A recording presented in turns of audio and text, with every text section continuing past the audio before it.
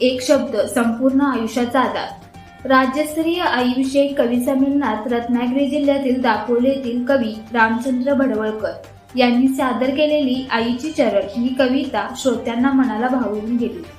आईच्या चरणातील माया, संस्कार आणि त्याग अत्यंत प्रभावी शब्दात मांडत रामचंद्र भडवळकर यांनी रसिकांची मने जिंकली।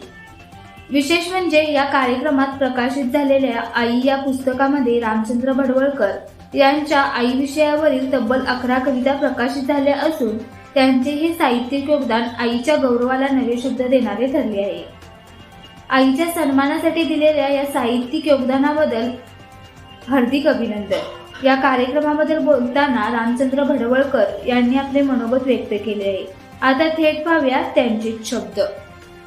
माझं नाव भडवळकर, गाव कोकवणे, तालुका दापोली, जिल्हा रत्नागिरी, कोकणातून आहे। आणि आज जो ऐतिहासिक कार्यक्रम आहे माननीय शंकर राजाने साहेबांनी जो आयोजित केला आहे आई या विषयावरती, या ऐतिहासिक कार्यक्रमासाठी माझ्याकडून खूप खूप शुभेच्छा। आणि हा कार्यक्रम एकदम अति उत्साहामध्ये पार पडत आहे आणि या त्यांच्या पुढील भावी वाटचालीसाठी त्यांना मी शुभेच्छा देतो। इथेच थांबतो। जय हिंद।